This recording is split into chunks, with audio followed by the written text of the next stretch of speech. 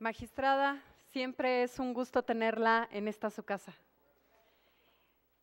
La magistrada nos va a presentar su ponencia magistral titulada Protección Judicial contra la Violencia Política. Y antes de darle el uso de la palabra y para que le demos un poco de tiempo para que se acomode, permítanme leer una breve síntesis curricular de ella.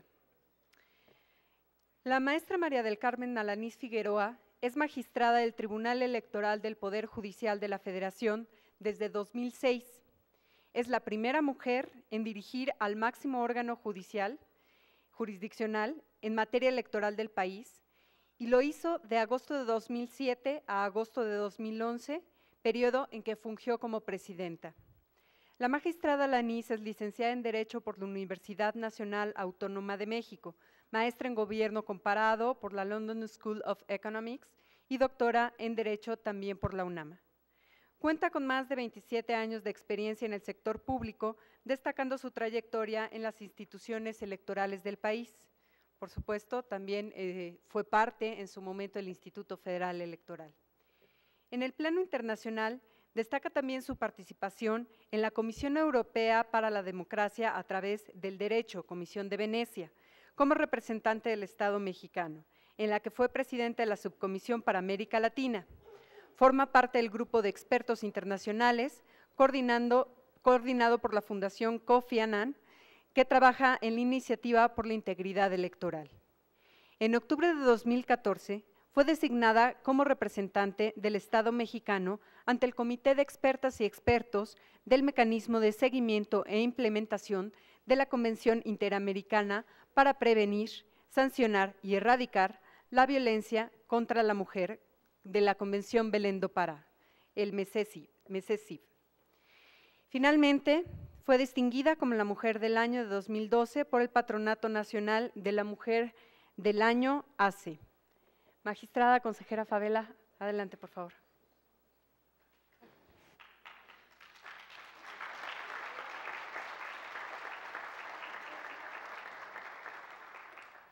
Bueno, yo aquí nada más estoy en calidad de amiga de Mari Carmen Alanís, porque realmente no tendría yo que estar aquí, pero ella me pidió que subiera para acompañarla.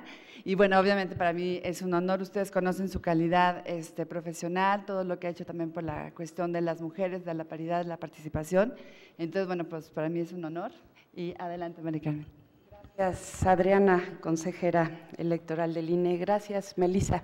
Muy buenas tardes a todas y a todos ustedes. Realmente estoy muy emocionada por este seminario, por poder participar en él, aunque el tema que nos congrega pues no genera más que emociones negativas y sobre todo de alerta para seguir sumando esfuerzos y de una vez por todas pues tener todas las herramientas y mecanismos para avanzar en la erradicación de la violencia en contra de las mujeres en general y en particular la violencia política. Realmente agradezco a la consejera Adriana Favela el haberme invitado a participar en este seminario y en esta conferencia. Estaba dando seguimiento a algunas ponencias, a los testimonios que me interesaba mucho escuchar de viva voz. Una disculpa que no llegué a escuchar personalmente a todas las compañeras, a todos los testimonios, pero el tráfico también en esta ciudad es una locura. Gracias, Adriana, de verdad por esta invitación. Además, para mí es importante tocar este tema ya como una mujer comprometida con el Estado de Derecho, como juzgadora, y también, como ya lo mencionaba Melissa, soy la representante del Estado mexicano ante el mecanismo de seguimiento del cumplimiento de la Convención Belém do Pará, que es la convención regional para erradicar la violencia en contra de las mujeres. Por eso cada vez me involucro más en el tema de la violencia, pero no solo en el seguimiento, sino también en poder identificar cuáles son las debilidades que tiene nuestro sistema normativo, nuestro Estado, identificar prácticas exitosas en otras latitudes para poder intercambiar, sobre todo con las autoridades competentes de los distintos países y coadyuvar de esta manera a las mejores prácticas. De hecho, justamente terminando este evento, iré de comisión a Perú para reunirme o participar en esta reunión de seguimiento que coincide esta semana. Es la 12ª reunión del Comité de Expertas de dicho mecanismo. Hay que reconocer también que el tema de la violencia política prácticamente está borrado de las agendas mundiales, globales y regionales. Es el tema de la violencia en contra de las mujeres genérico, ¿sí?, con situaciones muy particulares, distintas materias, distintos temas, modalidades de violencia, pero el tema de violencia política realmente está ajeno de la agenda formal, es decir, de los instrumentos internacionales, los instrumentos normativos que nos pueden ayudar tanto a las víctimas como a las autoridades a atender este tema. Espero traer buenas noticias al Estado mexicano de esta reunión. Quiero abordar en esta conferencia 3 cuestiones, 3 o 4 cuestiones. ¿Qué es la violencia política hacia las mujeres? Pido una disculpa a quienes ya han estado en algunas otras conferencias en donde hemos tratado de ir hilvanando este concepto, pero vale la pena ir repitiéndolo porque como todavía no está aprobado en ninguna ley, pues podemos ir construyéndolo entre todos. Entonces, lo seguiré repitiendo hasta que esté en una ley, entonces ya nos referiremos a él.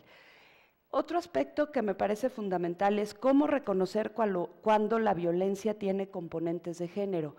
No es lo mismo violencia en contra de la mujer que violencia de género, ¿sí? Es decir, cuando ya se toman en cuenta ciertas situaciones, características exclusivas de la mujer o el hecho de la violencia por ser mujer, no un acto de violencia que desafortunadamente le toca a una mujer, pero puede ser lo mismo una mujer o un hombre, sino violencia cuando es porque eres mujer. Entonces, tenemos que identificar esos casos y traigo algunos criterios de Corte Interamericana de Derechos Humanos para que también nosotros vayamos identificando y construyendo los argumentos cuando se trata de las víctimas y las autoridades precisamente para identificar cuando se trata de este tipo de violencia contra las mujeres por ser mujeres. ¿Cuáles son las obligaciones del Estado frente a este tipo de violencia y cuáles podrían ser los recursos más adecuados? Como pueden ver en esta estructura que traigo el día de hoy, no me referiré exclusivamente, como lo he hecho en otras ocasiones, a la violencia política en nuestras elecciones. Ya ustedes durante este seminario han tenido y tendrán durante la tarde a expertas y a víctimas que han sido objeto de este tipo de violencia en las elecciones, en los procesos políticos. Me pareció que era importante ir ahora un paso más allá. ¿Qué dice la Corte Interamericana sobre estos casos?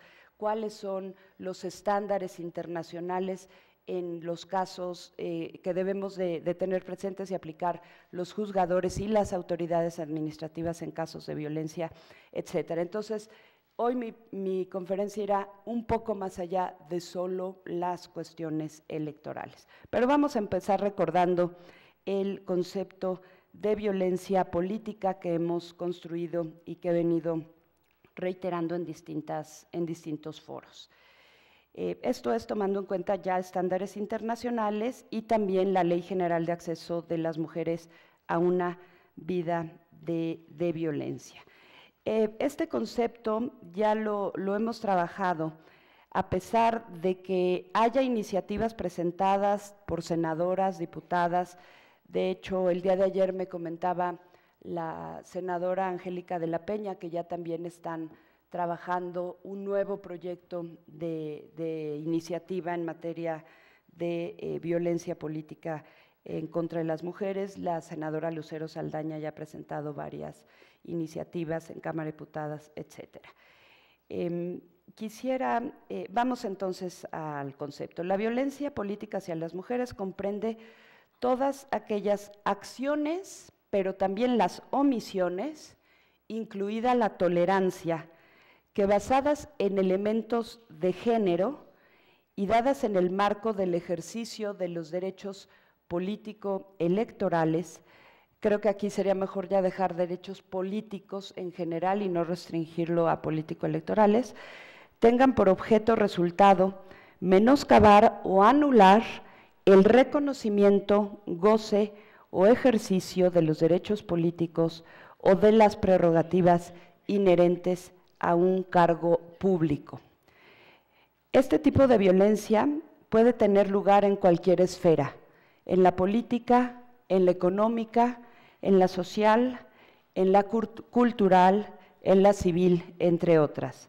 Puede ser dentro de la familia o cualquier modo de unidad doméstica, en cualquier relación interpersonal, en la comunidad, en un partido o institución pública, entre otros. Entre otros, olvídenlo que pueda quedar en el texto de ley, porque eso hace muy vago el tipo. Ya hablaré ahorita un poco de eso. Pero aquí lo importante que quiero destacar es que no solo incluye el ámbito público, sino también el privado. No solo es en las campañas, no solo es en los partidos políticos. Muchas veces la violencia política se da en la propia comunidad, en la propia familia, ¿no? ¿Y tú qué vas a andar participando en la política? Lo que le decía el candidato a nuestra compañera en Guerrero, pues eso se replica también en las casas. Tú a planchar, a lavar, a cuidar a los niños, entre otras cosas. Entonces, también podríamos tener estos casos de violencia política que no solamente puede ser moral, también puede ser física y de muchas otras formas en el ámbito privado que tiene que ver con la merma o afectación al ejercicio de los derechos políticos. Hola, consejera, qué gusto, la consejera Beatriz Galindo. La violencia puede ser también simbólica, verbal, patrimonial, económica, física, sexual, psicológica y puede enfrentarse por medio también de las tecnologías de la información, redes sociales, ¿sí? Ciberespacio, en fin. Todos estos son las formas y medios por los que podríamos enfrentar alguna violencia. Claro que hemos conocido de casos de violencia sexual en contra de mujeres que aspiran a candidaturas o son candidatas o ya son inclusive servidoras públicas en el ejercicio de su cargo. La violencia política, y aquí sirve también para ampliar todavía el concepto, no solo debe entenderse para candidatas o aspirantes, sino también ya las funcionarias públicas, no solo las electas popularmente, sino cualquier servidora en ejercicio de la función pública en el desempeño de su cargo que pudiera ser afectada. Es decir, es una lectura expandida, progresista, de qué abarca el derecho, qué incluye el derecho político. Es la elección, el acceso y el desempeño de los cargos públicos. La violencia política puede ser perpetrada por cualquier persona y o grupo de personas, por el Estado o sus agentes, por los partidos políticos, por los representantes de los partidos políticos, los medios de comunicación, sus integrantes, es decir, el cúmulo de sujetos que pueden ser los que victimicen a las mujeres en la política, es amplísimo, amplísimo. La acción violenta también puede estar dirigida a un grupo o a una persona. No solamente puede ser a la mujer en particular, puede ser a un grupo de mujeres, inclusive a la familia de las mujeres o a la comunidad a la que pertenecen las mujeres. ¿Cuántos casos no hemos conocido de violencia, de amenaza a la propia familia, al esposo o a la comunidad, condicionando los servicios, etcétera? Pero fíjense que ustedes me dirán, bueno, esto puede pasarle también a los hombres, sí, pero cuando ya es por el solo hecho de ser mujer, ¿sí? Entonces ya es cuando estamos ante un caso de violencia política en contra de la mujer. Y esos son los elementos que debemos de identificar claramente, porque de ahí dependerá que se pueda seguir una ruta distinta a la ordinaria para la investigación, para la protección, para la restitución, que es lo que más nos interesa, y sobre todo eso para mí es lo más importante, y además la sanción al responsable. Ya señalaba que puede haber casos en que se violente esposos, hermanos, padres, etcétera, los hijos afectando a las madres. Vamos a ver unos casos importantes. Algunos ejemplos de violencia política hacia las mujeres, esto ya lo hemos reiterado en varias ocasiones, porque cuando hemos tratado, no me dejarán mentir las consejeras electorales y consejeras electorales de las entidades federativas, cuando tratamos de identificar casos de violencia política, no hombre, eso no existe, ¿no? Bueno, aquí tenemos algunos casos que claramente pueden constituir un tipo de violencia contra las mujeres. Los registros fraudulentos de candidatas que renuncian a sus cargos para cederlos a suplentes varones. En Chiapas y en otras entidades tuvimos estos casos en que incumplían la cuota, o perdón, ahora sí, Yosilita, me equivoqué, cuando incumplían la paridad y ordenamos la sustitución. Entonces, haciendo un lado a mujeres que habían participado en los procesos internos de los partidos políticos, registraban a sus esposas, a sus hijas, a sus novias, etcétera. La verdad es un tema muy complejo, porque quienes estamos en la defensa de los derechos de las mujeres, es bueno, nos cuestionamos, ¿por qué voy a cuestionar a que llegue la mamá, la hija? No estoy diciendo que la mamá, la hija, la hermana, la novia, quien sea, no tenga la capacidad de llegar. Lo que estamos viendo es que hacen a un lado a quien tenía derecho, e inclusive quien había participado y ganado en procesos internos de los partidos políticos. Tanto una mujer como la otra es respetable, pero aquí no se puede acceder a una candidatura violando los derechos de otra persona. La exigencia para las firmas en blanco, el registro de mujeres a distritos perdedores. Este es un tema en el que el Instituto Nacional Electoral está trabajando de manera muy importante, ya lo hizo en el pasado proceso electoral. Creo que ahí podríamos todavía avanzar un poquito más, y quizá los principios generales para que en los estados no encuentren formas de cómo no aplicar analógicamente lo que hizo el INE, o simplemente diseñar modelos en que se registre a las mujeres en en distritos perdedores, aun y cuando ya estaba previsto, ya está en la norma. Ocultamiento de información, desestimación y descalificación de las propuestas, agresiones verbales estereotípicas y discriminadoras, acoso, ataques físicos, violencia sexual e inclusive asesinato. Y creo que me quedo corta en la lista. Ustedes sabrán mucho más que yo todos los casos a los que nos enfrentamos las mujeres. La Corte Interamericana de Derechos Humanos ha considerado que la violencia basada en el género es una forma de discriminación en contra de las mujeres. Entonces, no es solo el hecho mismo que violenta a la mujer, sino también materializa la discriminación como otra violación a un derecho humano.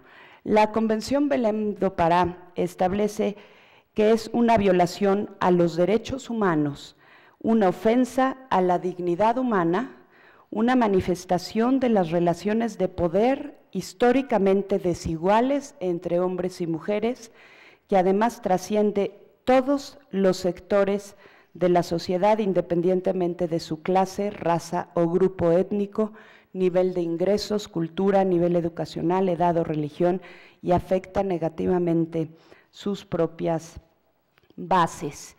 Es decir, así identifica la Corte Interamericana de Derechos Humanos la violencia en contra, o la violencia basada en el género.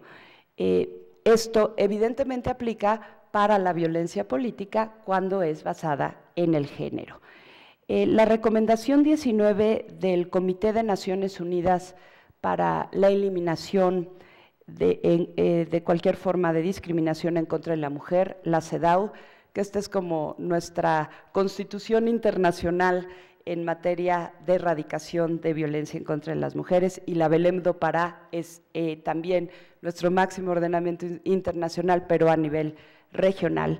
La CEDAW señala que la violencia contra las mujeres contribuye a mantenerlas subordinadas, a que accedan a un nivel inferior de educación y oportunidades y a que tengan escasa participación política.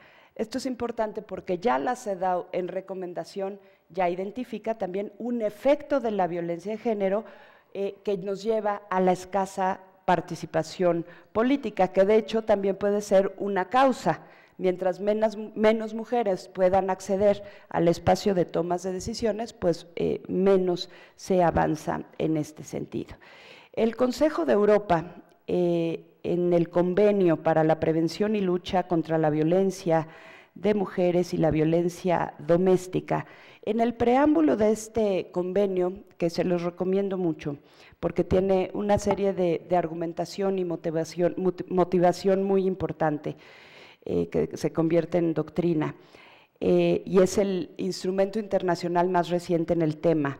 Destaca que, el previo, porque después ya está el protocolo de Estambul, que es el equivalente a Belém do Pará, pero para Europa, y también ya hay alguna recomendación de la CEDAW en materia de acceso a la justicia. Pero es el penúltimo en esta materia. Señala que la violencia contra las mujeres es uno de los mecanismos sociales cruciales por los que se mantiene a las mujeres en una posición de subordinación respecto de los hombres. Y en este punto quisiera resaltar que las mujeres entonces vivimos en un contexto de desigualdad y discriminación general. Eso no estoy descubriendo el agua caliente, ya es un tema explorado por todas y por todos nosotros, y nos pone en una situación de desventaja para acceder a nuestros derechos. Bueno, lo que debe de hacerse es traducir esto en el espacio del acceso a los cargos públicos, en el desempeño público. Es nuestro derecho humano de participar en los asuntos públicos de nuestro país. Entonces, todos estos principios, toda esta doctrina internacional que la encontramos en los preámbulos o en los propios preceptos de los instrumentos internacionales para la violencia de género en general, son aplicables para la violencia política. De esta forma, el ejercicio de los derechos políticos se ve ya de por sí afectados por otros tipos de violencia que estructuralmente limitan a las mujeres. Esto es lo que se conoce como la interseccionalidad en la discriminación. Mujeres que ya de por sí estamos subrepresentadas, sufrimos discriminación, nos encontramos en situación de pobreza, de falta de educación, no acceso a servicios de salud, etcétera, etcétera.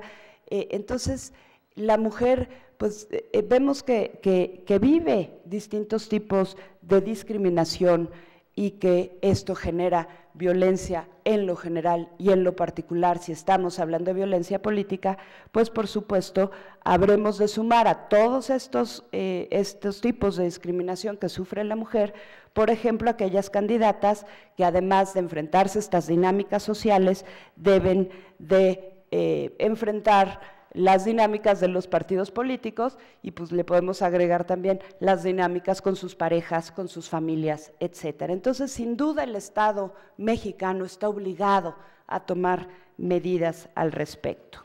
¿Cómo reconocer cuando la violencia tiene componentes de género? No es solo porque somos candidatas o porque aspiramos a un cargo público. Hay una doctrina y jurisprudencia para identificar esto.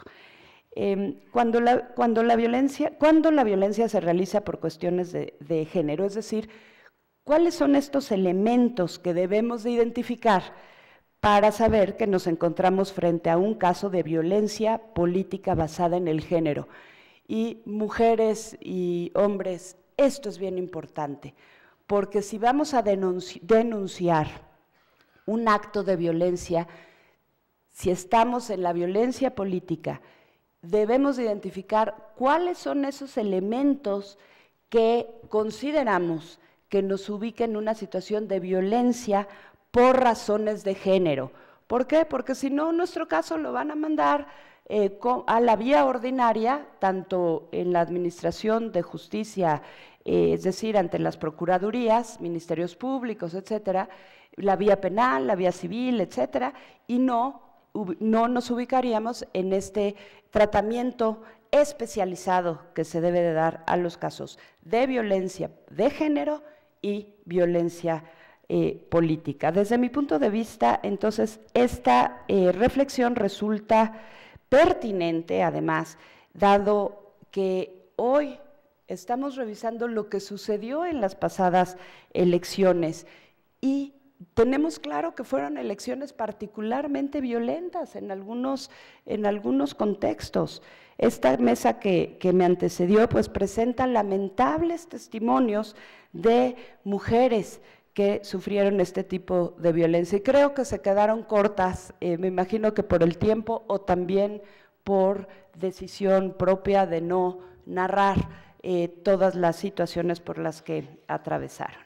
Hemos tenido casos que incluyen asesinato, desaparición, ataques con armas de fuego a precandidaturas, dirigentes de partidos, candidatas, coordinadoras de campaña, familiares de las candidatas, y si le sumamos lo que aconteció en algunos lugares, destrucción de bienes muebles, inmuebles, papelería electoral, etcétera, etcétera. Entonces, me parece muy pertinente que estemos tratando este tema. Es importante entonces contar con parámetros que permitan visibilizar los actos de violencia con elementos de género. No faltará quien diga, como ya señalábamos, que la violencia es generalizada independientemente del sexo o del género de las personas, lo cual desde un punto de vista estrictamente formal es cierto, ¿sí? De hecho, en muchos sentidos podría decirse que el ámbito político pues ya es violento, ¿no? Pero a mí me parece que sí existe esta diferenciación, en algunos casos, no en todos, tampoco pretendamos que todo caso de violencia contra las mujeres sea por violencia de género, pero lo que es importante es generar este cambio y poder identificar los casos. Ese es otro tema de discusión.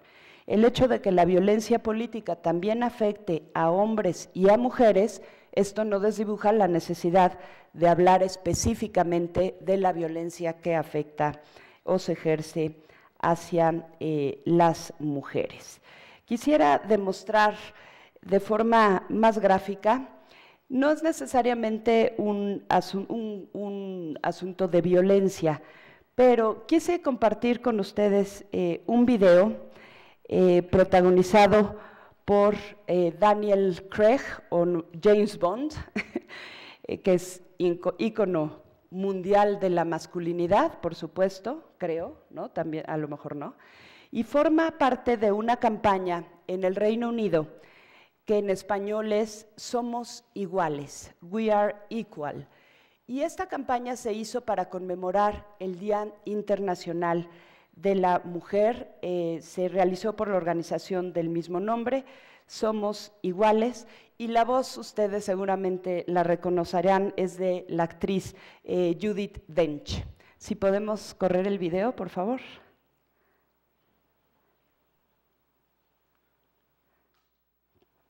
Creo que no tiene audio.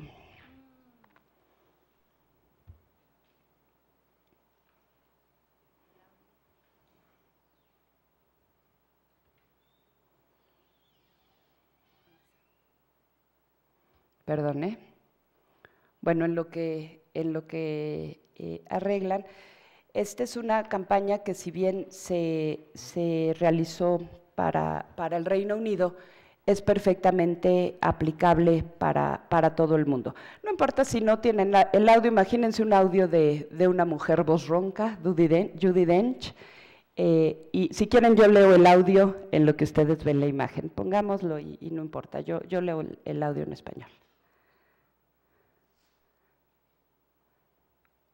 Uy, ahí viene.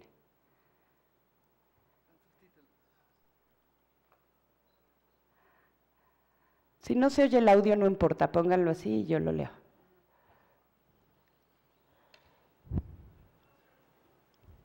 Somos iguales, ¿verdad? 007, sin embargo, el año es 2011.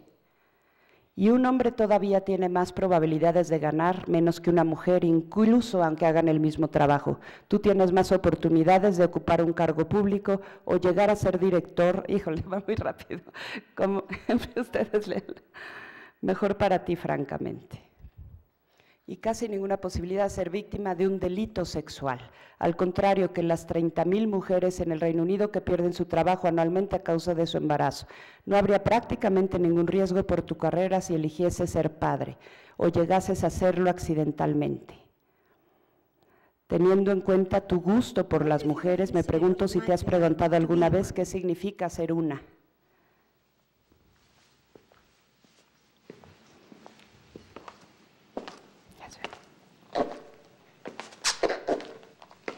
The world has changed, but the numbers remain stacked against us. Women are responsible for 2/3 of the work done worldwide, yet earn only 10% of the total income and own 1% of the property. It's not just about money and power. Every year, 70 million girls are deprived of even a basic education, and a staggering 60 million are sexually assaulted on their way to school.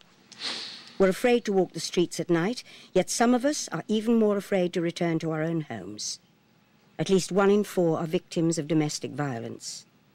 And every week, 2 women in the UK are killed by a current or former partner.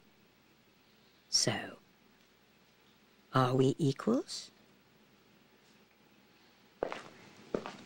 Until the answer is yes, we must never stop asking. Este video, porque en la primera parte, en síntesis, lo que señala es que si somos iguales, ¿cómo es posible que, por ejemplo, las mujeres ganemos menos que los hombres por desempeñar el mismo trabajo? Solo me quedo en ese dato.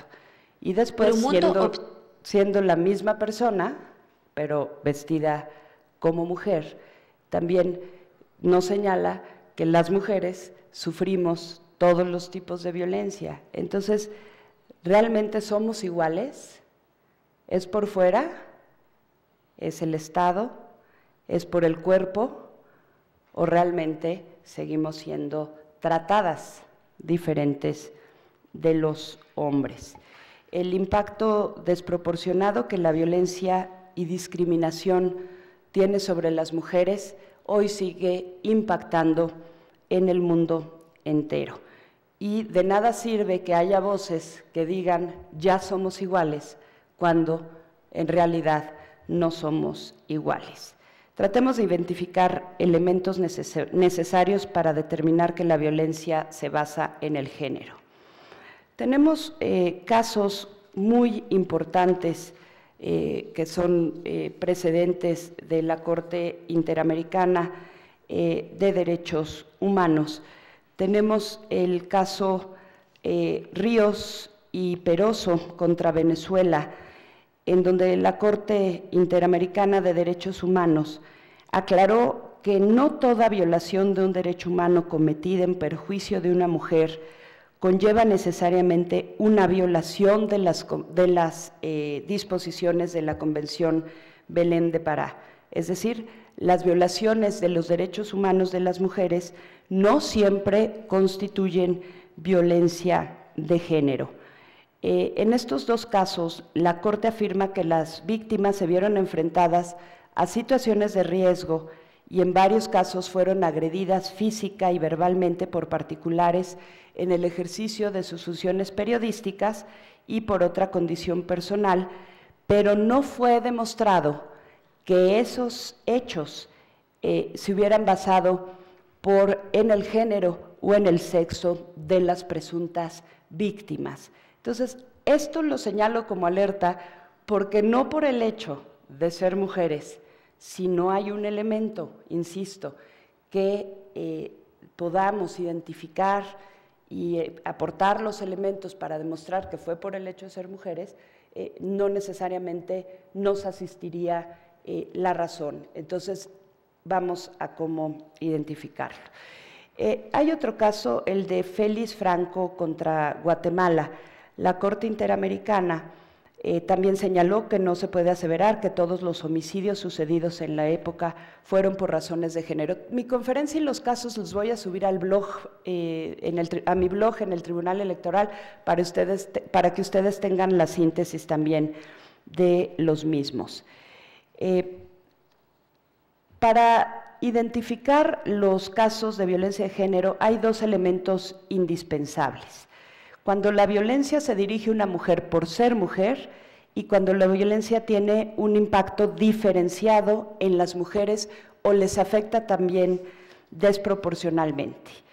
Cuando la violencia se dirige a una mujer por ser mujer, es cuando las agresiones están especialmente planificadas y orientadas en contra de las mujeres por su condición de mujer y también por lo que representan en términos simbólicos bajo ciertas concepciones basadas en los prejuicios o en lo que representan sus cuerpos de mujer.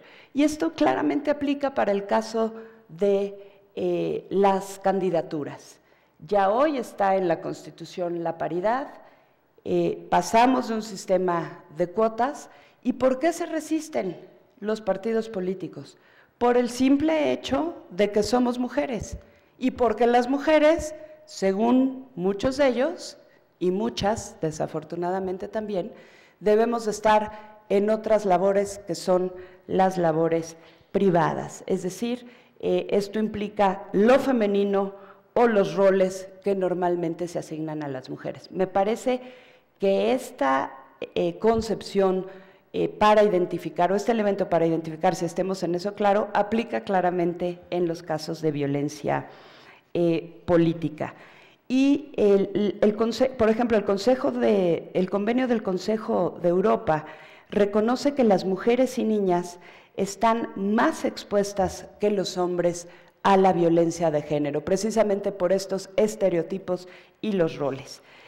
Un ejemplo que ya claramente vivimos en México de violencia política en contra de las mujeres, pues son los casos que ha resuelto el Tribunal Electoral del Poder Judicial de la Federación, cuando conocemos de violación de derechos, de participación y representación política en comunidades que se rigen por los sistemas normativos internos, comunidades indígenas. Tenemos el caso de San Bartolo Coyotepec, en donde se argumentan usos, costumbres o tradiciones de que la mujer no participa en asuntos políticos y, sin embargo, al hacer un análisis de corte socioantropológico de las tradiciones y costumbres en el municipio de la participación política de las mujeres, pues vemos que estas tradiciones cambian cada 3 años, cada año que hay elección, ¿no? Y está más vinculado con un interés económico que un interés político. Entonces, no estamos o no estaríamos ante un caso de violencia política. A mí me parece que sí, es un caso de discriminación en contra de las mujeres. Felizmente, en ese municipio,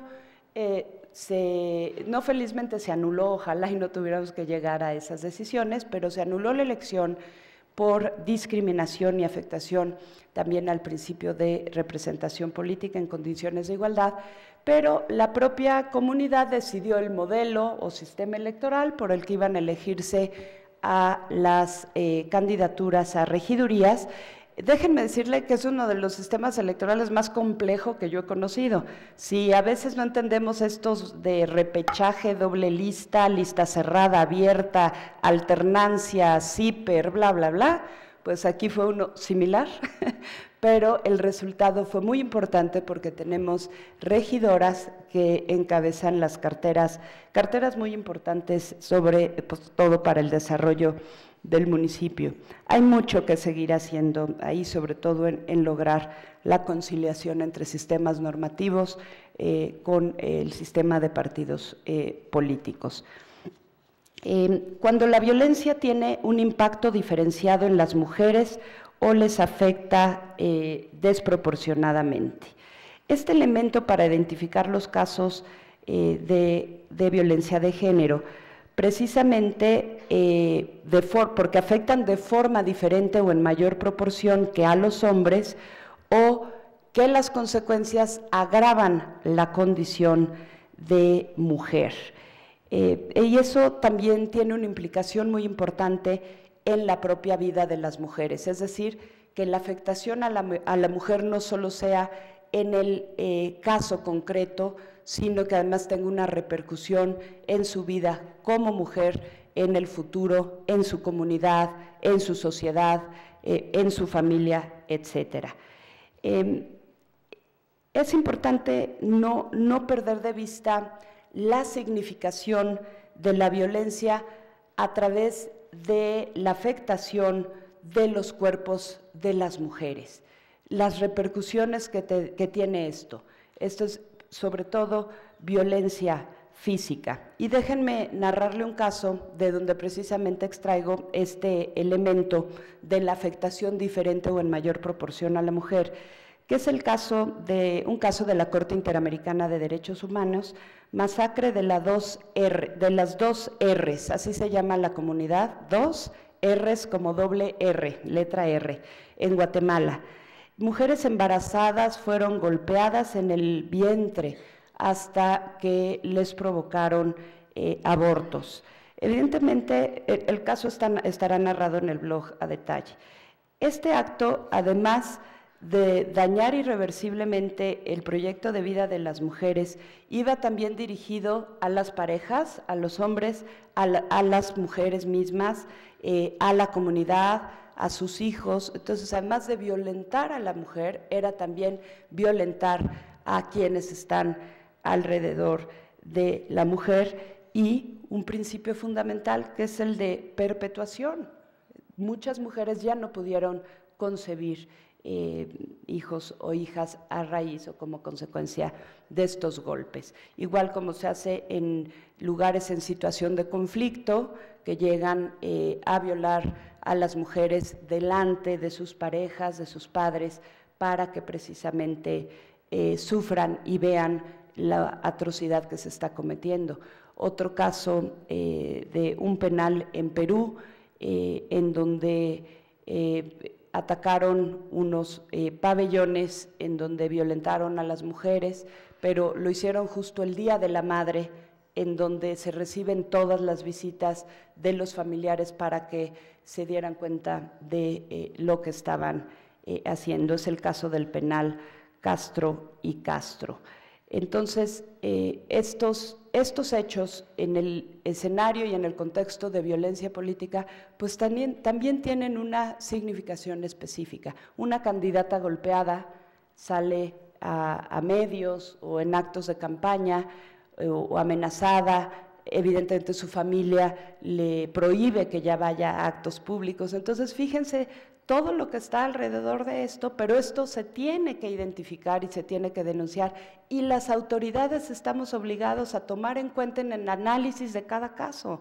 No podríamos llevar este caso como una denuncia de lesiones, tenemos que identificar todos estos elementos de violencia de género que lo hacen distinto en el contexto y por ser mujer a un caso ordinario de lesión. No estoy diciendo que uno sea peor que el otro, estoy diciendo que deben de denunciarse de forma específica y nosotros, las autoridades administrativas y jurisdiccionales, conocer también de manera diferenciada. Es decir, esto es importante para el tratamiento que habrá de darse a las víctimas, el enfoque con el que el caso concreto debe ser tratado y las normas también que deben ser aplicados. Y llegamos a las obligaciones del Estado mexicano o del Estado frente a este tipo de violencia hacia las mujeres.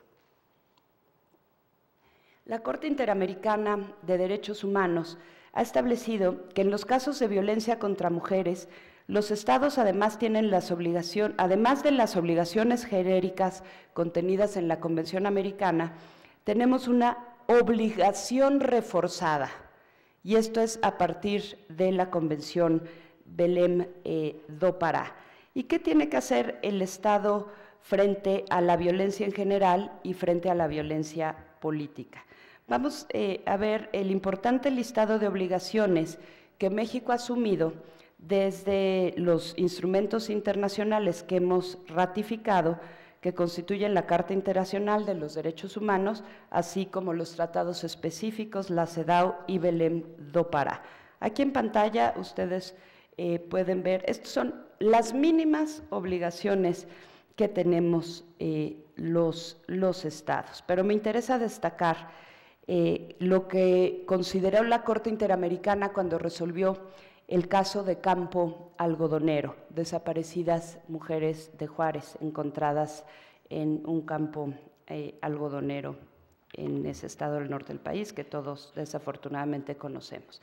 Primero, adoptar medidas integrales para cumplir con la debida diligencia en casos de violencia contra las mujeres. Diligencia, rapidez. Cuando llegaron los familiares de las jóvenes desaparecidas, pues les dijeron, no, es que su hija es una volada. Cuando resuelve la Corte los casos, hay veces que no ha avanzado la investigación en los países que han sido responsables. Eso es debida diligencia en los casos de violencia contra las mujeres. Contar con un adecuado marco jurídico de protección con una aplicación efectiva del mismo y con políticas de prevención y prácticas que permitan actuar de una manera eficaz ante las denuncias. Ya tenemos suficientes casos de violencia política. Están iniciando ya los 13 procesos electorales locales que celebrarán elecciones el próximo año. Perdón, ¿qué hemos hecho? No tenemos todavía una ley que nos permita a las autoridades electorales identificar el tipo penal o el tipo administrativo para sancionar. Entonces, ¿cuál es la vía? ¿Y qué vamos a hacer? No podemos sancionar por analogía, ustedes lo saben. La estrategia de prevención debe ser integral, prevenir factores de riesgo y a la vez fortalecer instituciones para que puedan proporcionar una respuesta efectiva.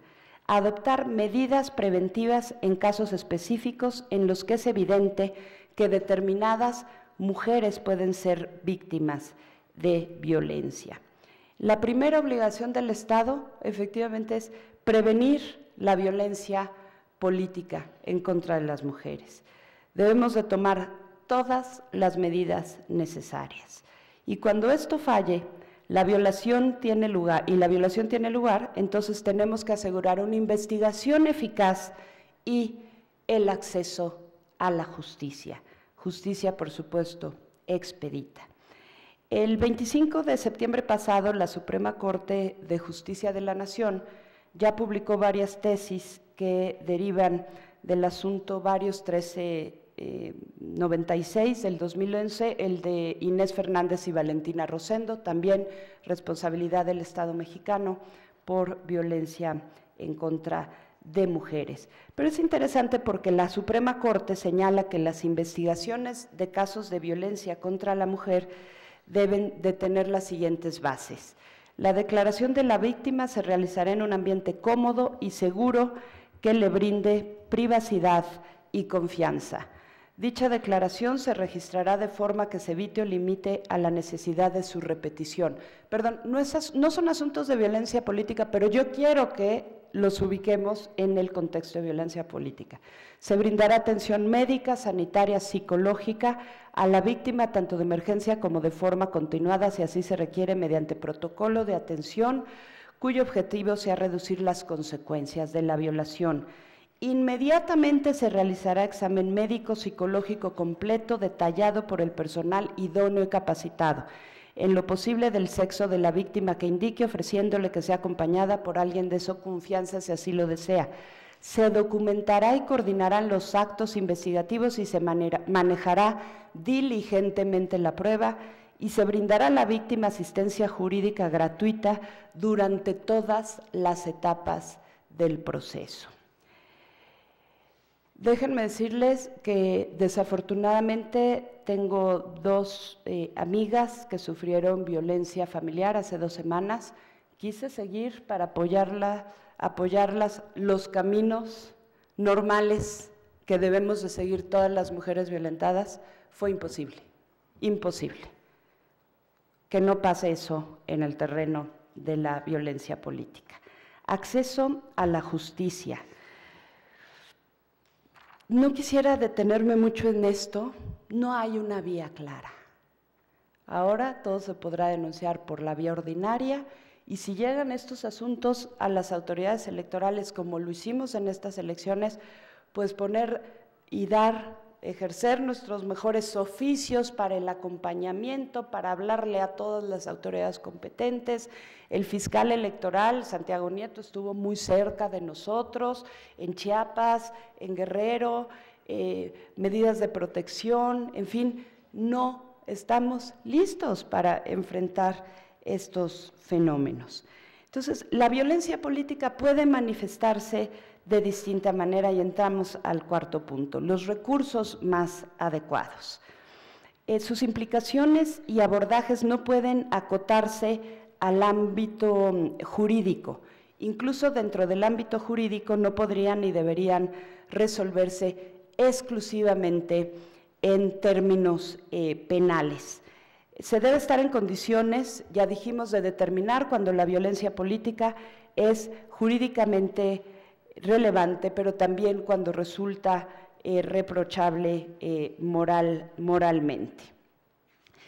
Aquí yo quisiera resumir este punto para avanzar de manera rápida, que creo que la salida a este problema también pudiera tratarse a nivel internacional. Los tratados internacionales, por ejemplo, revisaba hace unos momentos la últimas recomendaciones que emitió la CEDAW en materia, recomendación para el acceso de las mujeres a la justicia. Esto fue en julio de este año, ausente la violencia política. Están prácticamente todas las materias, no hay nada de violencia política.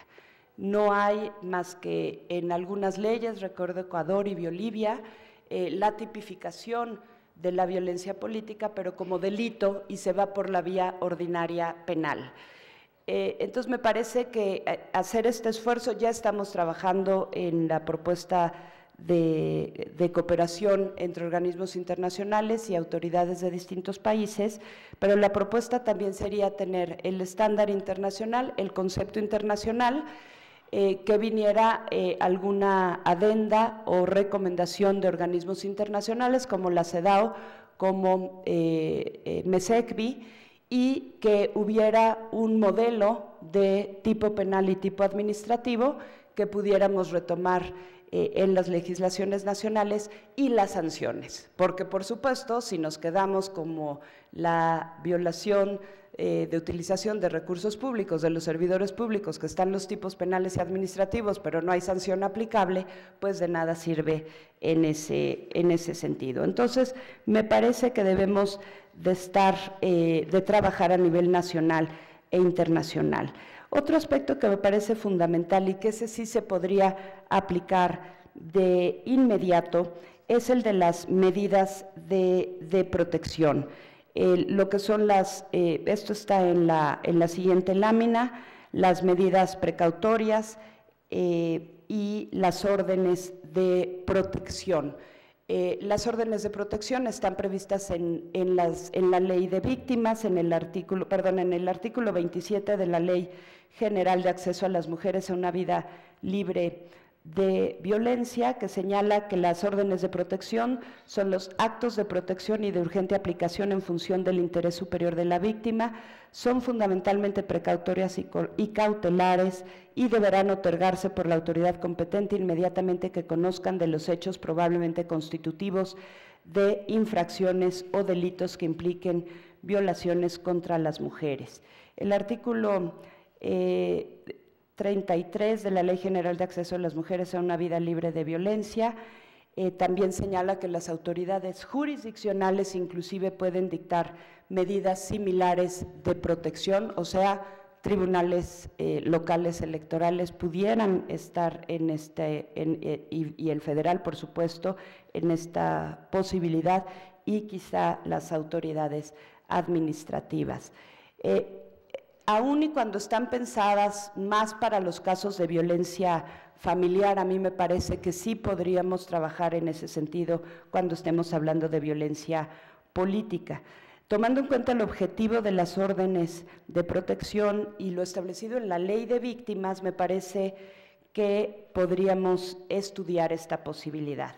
El artículo 40 de la Ley de Víctimas señala: cuando la víctima se encuentre amenazada en su integridad personal o en su vida o existan razones fundadas para pensar que estos derechos están en riesgo, en razón del delito de la violación de derechos humanos sufrida, las autoridades del orden federal, estatal o del Distrito Federal o municipales, de acuerdo con sus competencias y capacidades, adoptarán con carácter inmediato las medidas que sean necesarias para evitar que la víctima sufra alguna lesión o daño. O sea, me parece que las autoridades jurisdiccionales y administrativas pudiéramos solicitar a las autoridades competentes que emitan estas órdenes de protección cuando tengamos conocimiento de alguna queja o denuncia por violencia política, y estas medidas evidentemente deben de ser acordes con la amenaza o riesgo en el que se encuentra la mujer. Por ejemplo, impedir el acceso a las instalaciones de las autoridades electorales de quien ofende, ¿no?, de las instancias administrativas, de los partidos políticos, darle protección a la víctima, llevarla a un albergue, etcétera. De hecho, en este proceso electoral ya hubo alguna situación similar. Y me parece que algo de lo que debemos de hacernos cargo las autoridades electorales en cuanto a la violencia política es que en todo asunto que conozcamos, de verdad nos hagamos cargo de las repercusiones y los riesgos que las mujeres enfrentan al denunciar la violencia política. Ya veíamos los testimonios, no solo al denunciar la violencia política, al presentar medios de impugnación cuando se incumple con el registro paritario de candidatas mujeres. Ahora, cuando se denuncia violencia política, debemos de ordenar el acompañamiento a las mujeres víctimas de violencia política. La responsabilidad de las autoridades frente a la violencia política es fundamental, es evidente, y no podemos dejar pasar más tiempo sin contar con una ley o varias que también la prevengan y la combatan. Debemos contar con un marco claro jurídico de actuación y también con elementos que a víctimas y autoridades nos permitan identificar claramente la violencia política. De acuerdo con los estándares internacionales y nuestra Constitución, las mujeres tenemos derecho al igual acceso a las funciones públicas en nuestro país y a participar en los asuntos públicos para la toma de decisiones. Las autoridades, en consecuencia, debemos de tomar todas las medidas necesarias para eliminar la discriminación en la vida política y pública, garantizando el derecho a ser elegibles para todos los organismos cuyos integrantes sean objeto de elecciones públicas. La Corte Interamericana nos ordena evitar la impunidad y me parece muy importante destacar esto, porque la impunidad, es decir, cuando no se sanciona, cuando no se repara, no solo sancionar, meter a la cárcel a los agresores, no resuelve todo. La impunidad es cuando no hacemos nada.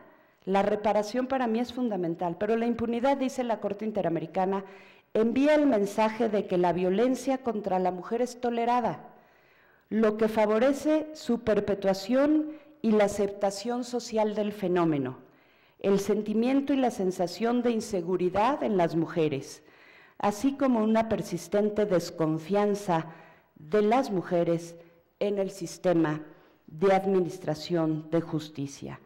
Por eso no podemos permitir que la violencia política hacia las mujeres tenga lugar en un país que reconoce a nivel constitucional y convencional el derecho a la igualdad, los derechos políticos de la mujer y la paridad. No podemos permitir que después de lograr un aumento del 5% de mujeres en la Cámara de Diputados a nivel federal, un aumento en el número de legisladoras locales en todos los estados que hubo elecciones en este año, inclusive estados en los que hay más mujeres en los congresos que hombres. No podemos permitir en un país que a golpe de sentencias, de jurisprudencia, de acuerdos de las autoridades electorales, también logró incrementar en el número total el número de presidentas municipales en el país. No podemos permitir en este estado que persista la violencia política como una condición estructural que impide nuestra realidad del derecho a votar y ser electas. Por eso invito a que cada una y cada uno, desde nuestros respectivos ámbitos de actuación, asumamos el compromiso que nos corresponde con el Estado de Derecho y con la tutela y el ejercicio pleno de los derechos humanos y de los derechos políticos de las mujeres. Muchas gracias.